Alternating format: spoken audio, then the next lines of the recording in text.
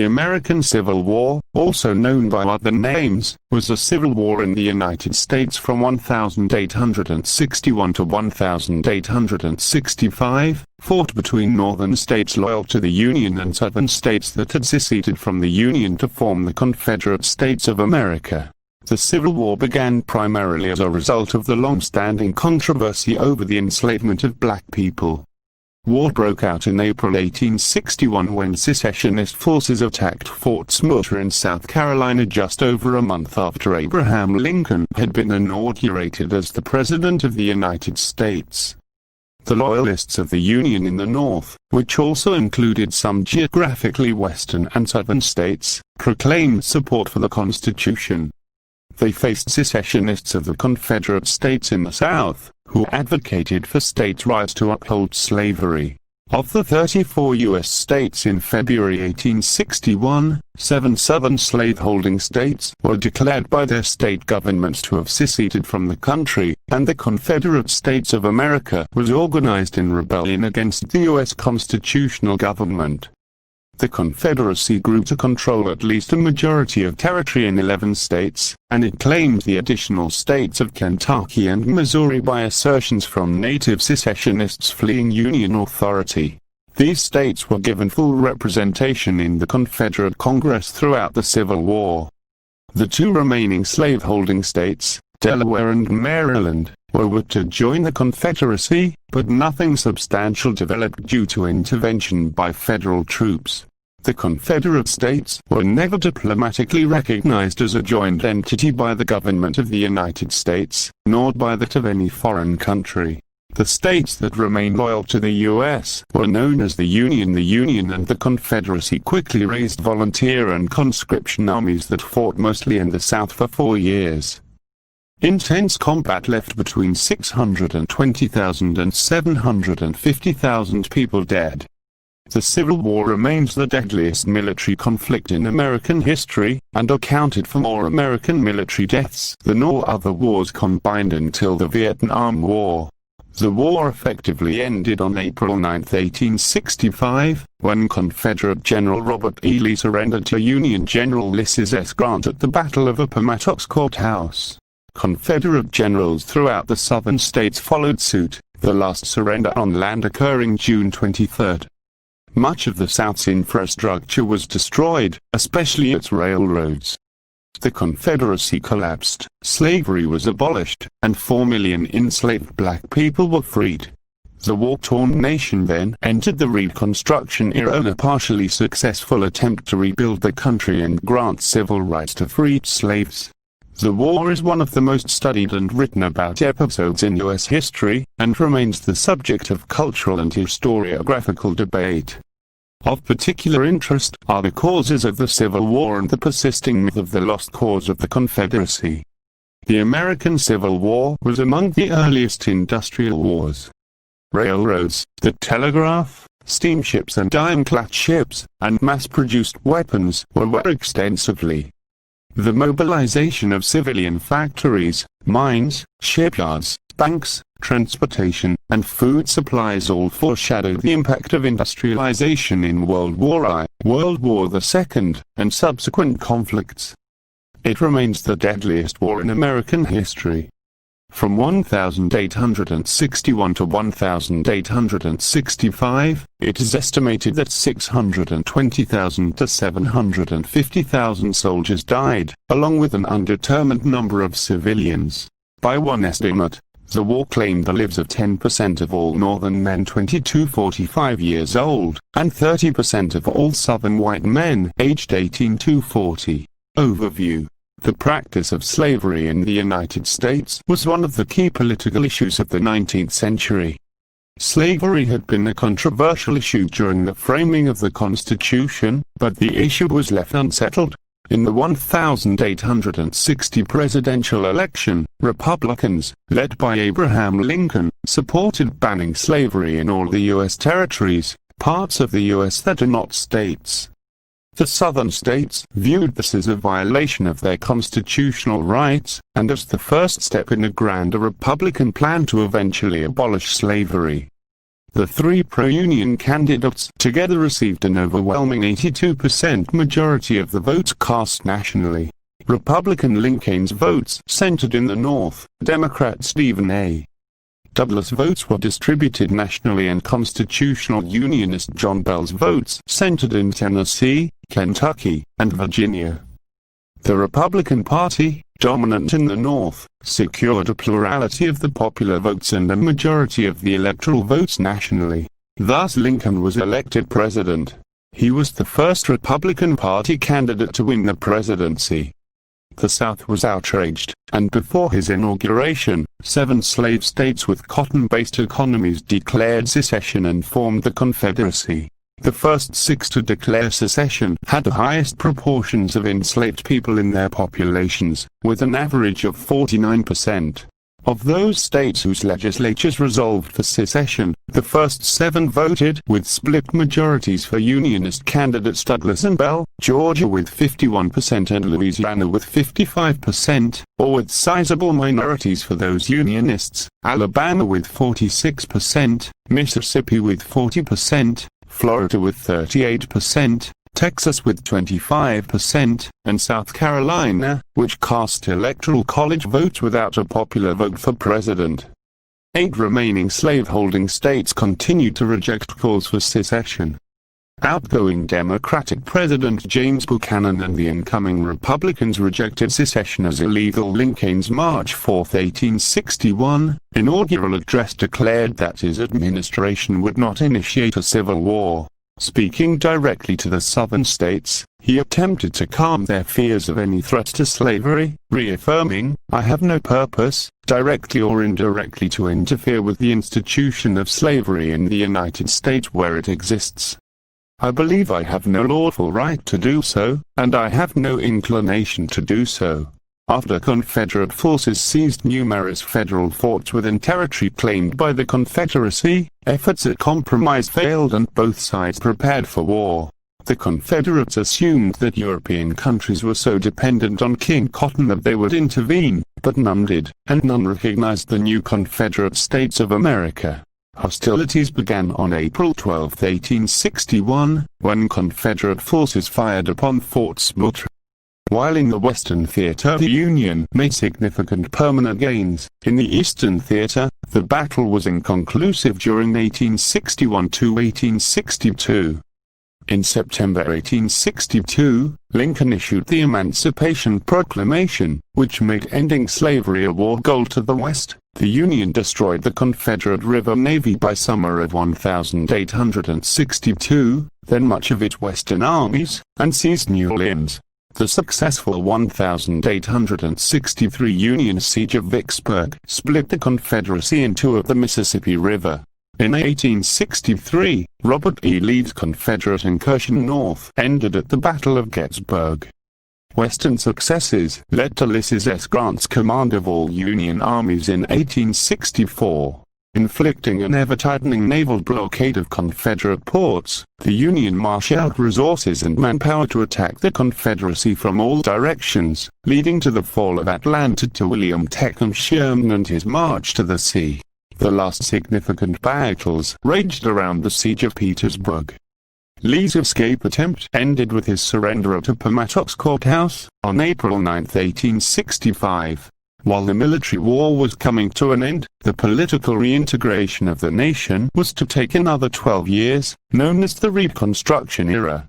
Outbreak of the War Secession Crisis. The election of Lincoln provoked the legislature of South Carolina to call a state convention to consider secession. Before the war, South Carolina did more than any other southern state to advance the notion that a state had the right to nullify federal laws, and even to secede from the United States. The convention summoned unanimously voted to secede on December 20, 1860, and adopted the Declaration of the Immediate Causes which induce and justify the secession of South Carolina from the federal union. It argued for states' rights for slave owners in the South, but contained a complaint about states' rights in the North in the form of opposition to the Fugitive Slave Act, claiming that Northern states were not fulfilling their federal obligations under the Constitution. The cotton states of Mississippi, Florida, Alabama, Georgia, Louisiana, and Texas followed suit, seceding in January and February 1861. The first published imprint of secession, a broadside issued by the Charleston Mercury, December 20, 1860. Among the ordinances of secession passed by the individual states, those of 3 Texas, Alabama, and Virginia specifically mentioned the plight of the slaveholding states at the hands of Northern abolitionists. The rest make no mention of the slavery issue and are often brief announcements of the dissolution of ties by the legislatures. However, at least 4 states, South Carolina, Mississippi, Georgia, and Texas, also passed lengthy and detailed explanations of their causes for secession, all of which laid the blame squarely on the movement to abolish slavery and that movement's influence over the politics of the northern states. The southern states believed slaveholding was a constitutional right because of the fugitive slave clause of the Constitution. These states agreed to form a new federal government, the Confederate States of America, on February 4, 1861. They took control of federal forts and other properties within their boundaries with little resistance from outgoing President James Buchanan, whose term ended on March 4, 1861. Buchanan said that the Dred Scott decision was proof that the South had no reason for secession, and that the Union was intended to be perpetual, but that the power by force of arms to compel a state to remain in the Union was not among the enumerated powers granted to Congress. 1/4 of the U.S. Army, the entire garrison in Texas, was surrendered in February 1861 to state forces by its commanding general, David E. Twiggs, who then joined the Confederacy. As Southerners resigned their seats in the Senate and the House, Republicans were to pass projects that had been blocked by Southern senators before the war. These included the Morrill Tariff, land grant colleges, the Morrill Act, a Homestead Act, a Transcontinental Railroad, the Pacific Railroad Acts, the National Bank Act, the authorization of United States notes by the Legal Tender Act of 1862, and the ending of slavery in the District of Columbia. The Revenue Act of 1861 introduced the income tax to help finance the war. On December 18, 1860, the Crittenden Compromise was proposed to rewrite the Missouri Compromise line by constitutionally banning slavery in territories to the north of the line while guaranteeing it to the south. The adoption of this compromise likely would have prevented the secession of every southern state apart from South Carolina, but Lincoln and the Republicans rejected it. Better source needed. It was then proposed to hold a national referendum on the compromise. The Republicans again rejected the idea, although a majority of both Northerners and Southerners would likely have voted in favor of it. Better source needed. A pre-war February peace conference of 1861 met in Washington, proposing a solution similar to that of the Crittenden Compromise. It was rejected by Congress. The Republicans proposed an alternative compromise to not interfere with slavery where it existed, but the South regarded it as insufficient. Nonetheless, the remaining 8 slave states rejected pleas to join the Confederacy following a 2-1 no vote in Virginia's first secessionist convention on April 4, 1861. Middle-aged man in a goatee posed standing in a suit, vest and better. Jefferson Davis, President of the Confederate States of America, 1861–1865, on March 4, 1861, Abraham Lincoln was sworn in as president. In his inaugural address, he argued that the Constitution was a more perfect union than the earlier Articles of Confederation and Perpetual Union, that it was a binding contract, and called any secession legally void. He had no intent to invade southern states, nor did he intend to end slavery where it existed, but said that he would use force to maintain possession of federal property. The government would make no move to recover post offices, and if resisted, mail delivery would end at state lines.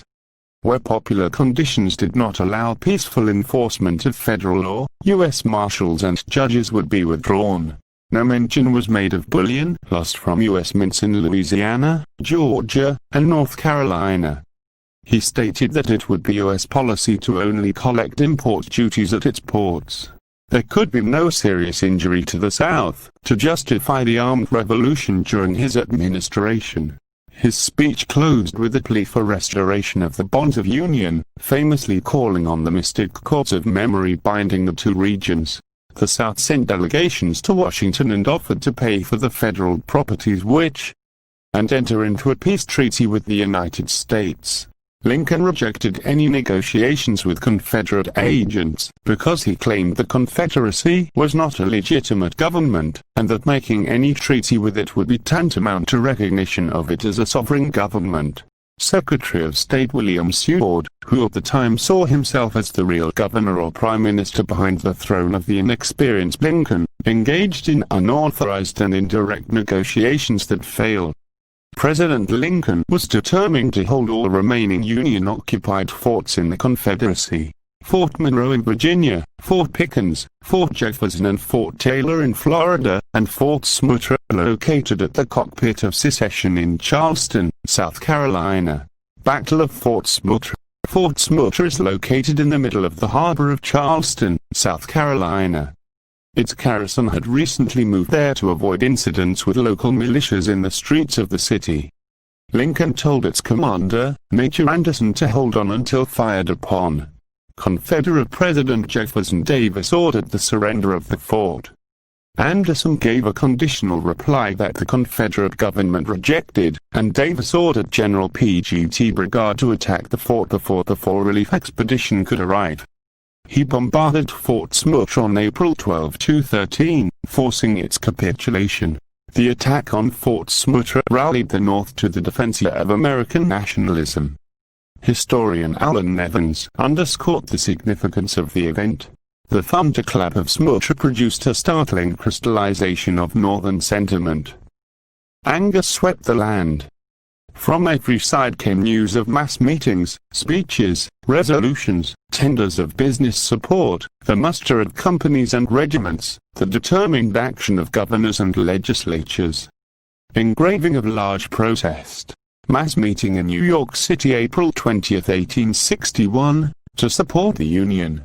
Union leaders incorrectly assumed that only a minority of Southerners were in favor of secession and that there were large numbers of Southern Unionists that could be counted on.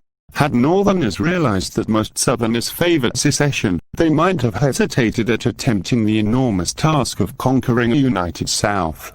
Lincoln called on all the states to send forces to recapture the fort and other federal properties. The scale of the rebellion appeared to be small, so he called for only 75,000 volunteers for 90 days. The governor of Massachusetts had state regiments on trains headed south the next day. In western Missouri, local secessionists seized Liberty Arsenal. On May 3, 1861, Lincoln called for an additional 42,000 volunteers for a period of 3 years. 4 states in the Middle and Upper South had repeatedly rejected Confederate overtures, but now Virginia, Tennessee, Arkansas, and North Carolina refused to send forces against their neighbors, declared their secession, and joined the Confederacy. To reward Virginia, the Confederate capital was moved to Richmond. Attitude of the border states. Union territories that permitted slavery, claimed by Confederacy at the start of the war, but where slavery was outlawed by the U.S. in 1862. Maryland, Delaware, Missouri, and Kentucky were slave states that were to both secession and coercing the South. West Virginia then joined them as an additional border state after it separated from Virginia and became a state of the Union in 1863. Maryland's territory surrounded the United States capital of Washington, D.C., and could cut it off from the north. It had numerous anti-Lincoln officials who tolerated anti-army rioting in Baltimore and the burning of bridges, both aimed at hindering the passage of troops to the south. Maryland's legislature voted overwhelmingly, 5-3-1-3, to stay in the Union, but also rejected hostilities with its southern neighbors, voting to close Maryland's rail lines to prevent them from being used for war. Lincoln responded by establishing martial law and unilaterally suspending habeas corpus in Maryland, along with sending in militia units from the north. Lincoln rapidly took control of Maryland and the District of Columbia by seizing many prominent figures, including arresting one-third of the members of the Maryland General Assembly on the day it reconvened.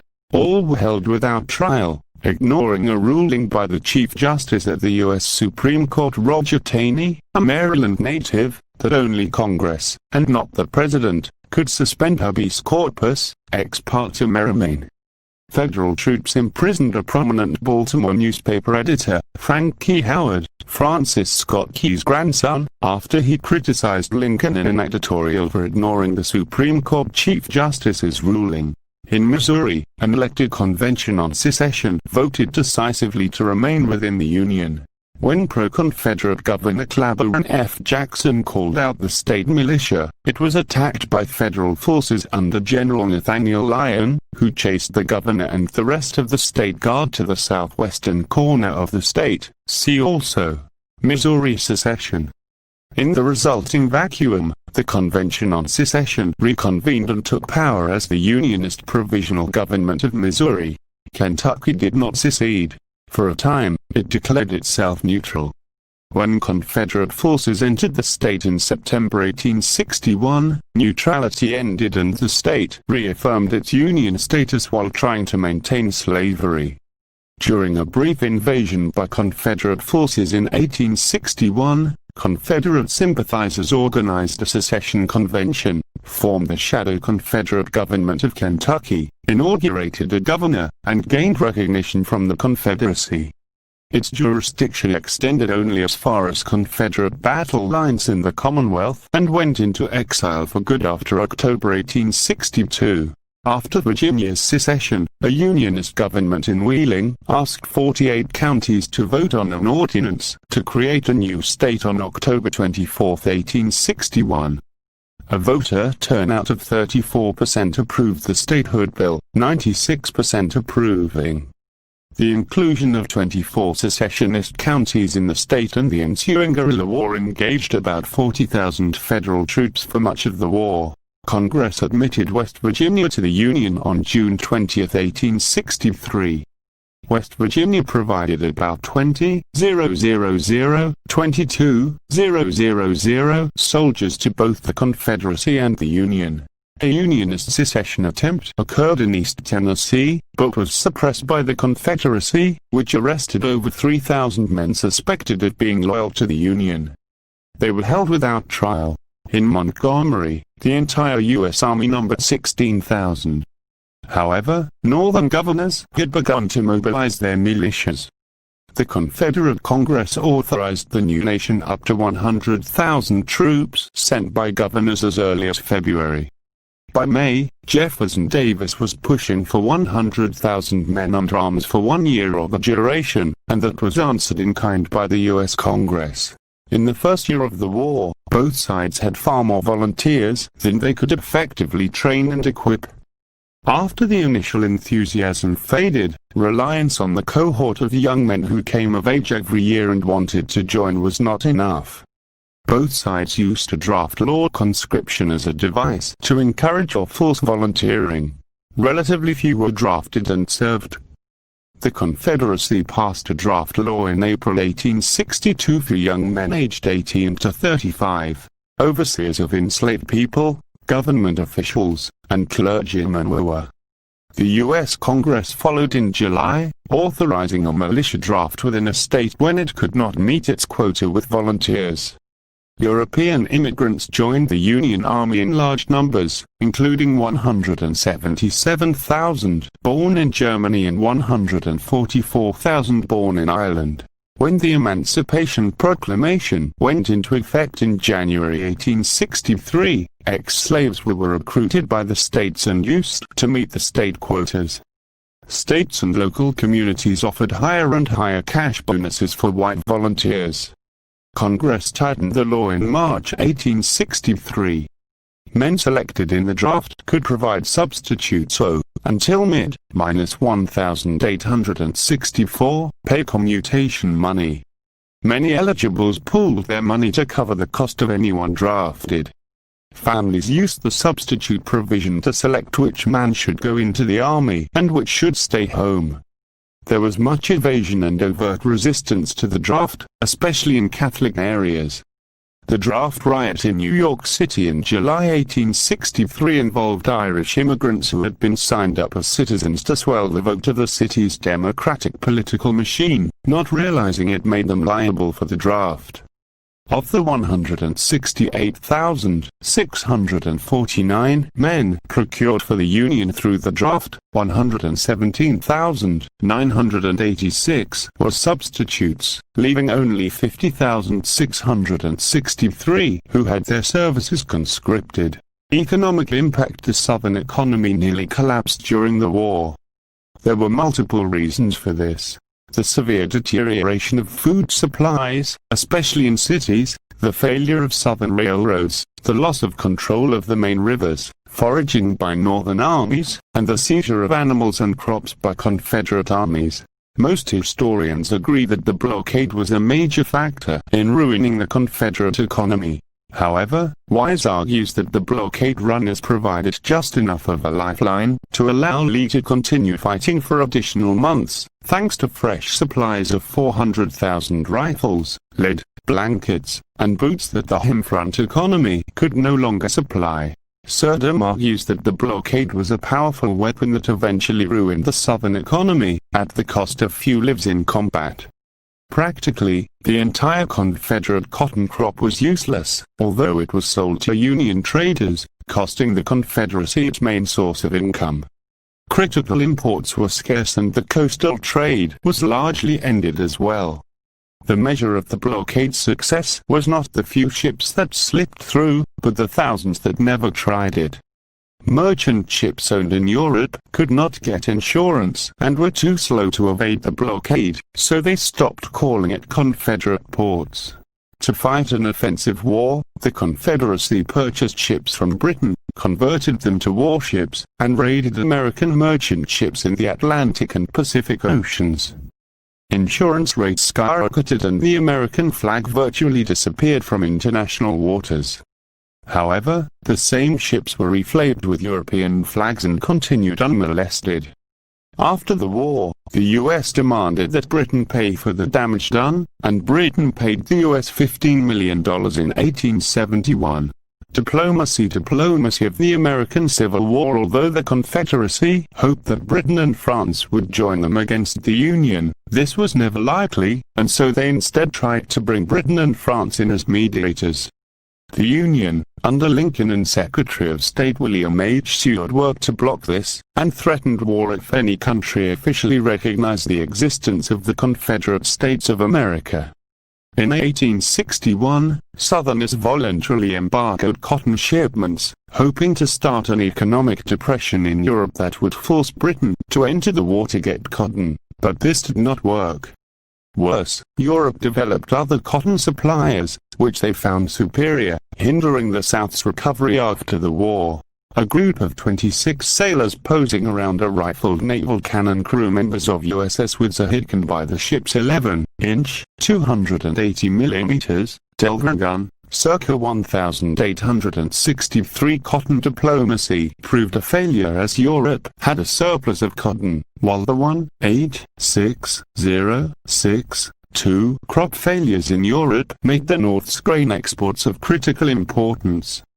It also helped to turn European opinion further away from the Confederacy.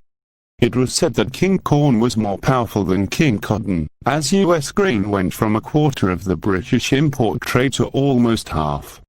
When Britain did face a cotton shortage, it was temporary, being replaced by increased cultivation in Egypt and India. Meanwhile, the war created employment for arms makers, iron workers, and British ships to transport weapons. Lincoln's administration failed to appeal to European public opinion. Diplomats explained that the United States was not committed to the ending of slavery, and instead repeated legalistic arguments about the unconstitutionality of secession. Confederate representatives, on the other hand, were much more successful by ignoring slavery and instead focusing on their struggle for liberty, their commitment to free trade, and the essential role of cotton in the European economy. The European aristocracy was absolutely gleeful in pronouncing the American debacle as proof that the entire experiment in popular government had failed. European government leaders welcomed the fragmentation of the ascendant American Republic. U.S. Minister to Britain Charles Francis Adams proved particularly adept and convinced Britain not to boldly challenge the blockade.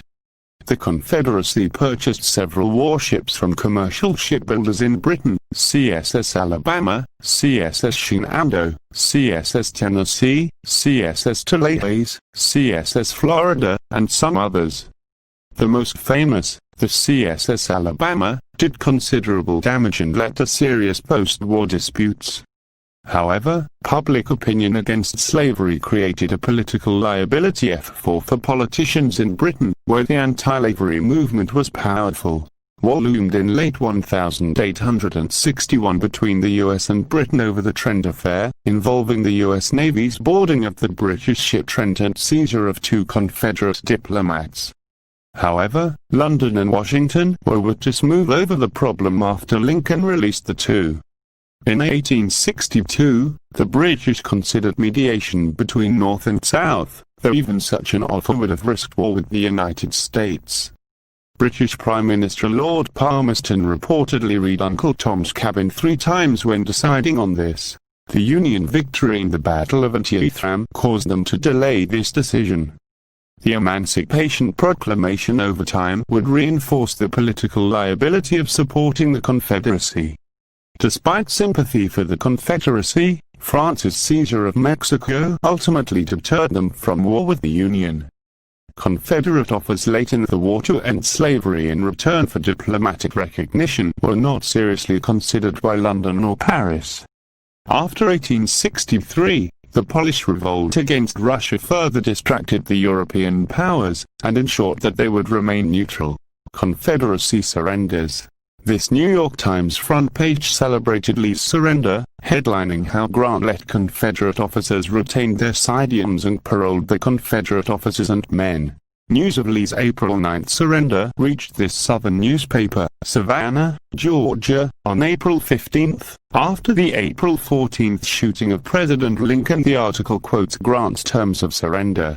Initially, Lee did not intend to surrender, but planned to regroup at the village of Appomattox Courthouse, where supplies were to be waiting, and then continue the war. Grant chased Lee and got in front of him so that when Lee's army reached Appomattox Courthouse, they were surrounded. After an initial battle, Lee decided that the fight was now hopeless, and surrendered his Army of Northern Virginia on April 9, 1865, at the McLean House in an untraditional gesture and as a sign of Grant's respect and anticipation of peacefully restoring Confederate states to the Union. Lee was permitted to keep his sword and his horse, Traveler. On April 14, 1865, President Lincoln was shot by John Wilkes Booth, a Southern sympathizer. Lincoln died early the next morning, and Lincoln's vice president, Andrew Johnson, became the 17th president. Meanwhile, Confederate forces across the South surrendered as news of Lee's surrender reached them on April 26, 1865, the same day Boston Corbett killed Booth at a tobacco barn. General Joseph E. Johnston surrendered nearly 90,000 men of the Army of Tennessee to Major General William Tecumseh Sherman at the Bennett Place near present-day Durham, North Carolina. It proved to be the largest surrender of Confederate forces. On May 4, all remaining Confederate forces in Alabama and Mississippi surrendered. President Johnson officially declared an end to the insurrection on May 9, 1865. Confederate President Jefferson Davis was captured the following day on June 2. Kirby Smith officially surrendered his troops in the Trans-Mississippi Department on June 23. Cherokee leader Stanwaite became the last Confederate general to surrender his forces. Union victory and aftermath. Results. The causes of the war, the reasons for its outcome,